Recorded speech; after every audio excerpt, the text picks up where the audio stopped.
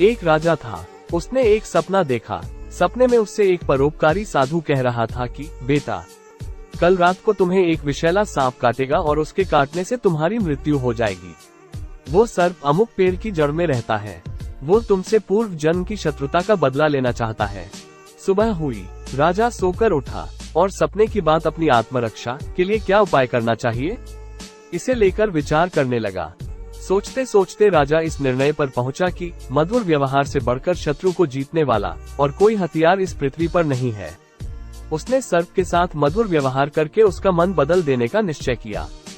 शाम होते ही राजा ने उस पेड़ की जड़ से लेकर अपने महल तक फूलों का बिछौना बिछवा दिया, सुगंधित जलों का छिड़काव करवाया, मीठे दूध के कटोरे जगह जगह रखवा दिए और सेवकों से कह दिया कि रात को जब सर्प निकले तो कोई उसे किसी प्रकार कष्ट पहुंचाने की कोशिश न करे। रात को सांप अपनी गुफा में से बाहर निकला और राजा के महल की तरफ चल दिया।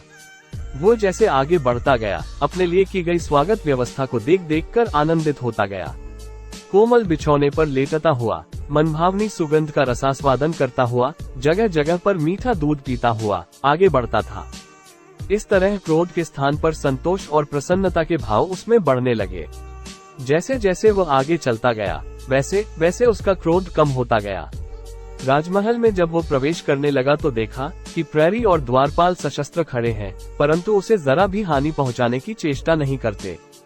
यह असाधारण सी लगने वाले दृश्य देखकर सांप के मन में स्नेह उमड़ आया। नम्रता, मधुरता के जादू ने उसे मंत्रमुग्ध कर लिया था। कहाँ वो राजा को काटने चला था, परंतु अब उसके लिए अपना कार्य असंभव हो गया। हानि पहुंचाने के लिए आने वाले शत्रु के साथ जिसका ऐसा मधुर व्यवहार है, उस धर्मात्मा राजा को काटूं तो किस प्रकार काटूं? ये प्रश्न के चलते वो दुविधा में पड़ गया। राजा के पलंग तक जाने तक सांप का निश्चय पूरी तरह से बदल गया। उधर समय से कुछ देर बाद सांप राजा के शयन कक्ष में पहुंचा।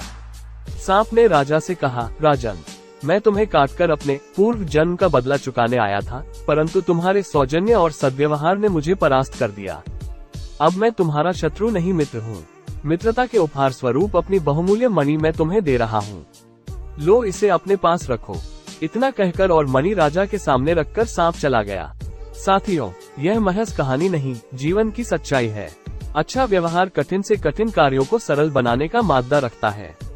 यदि व्यक्ति व्यवहार कुशल है तो वो सब कुछ पा सकता है जो पाने की वो हार्दिक इच्छा रखता है। धन्यवाद।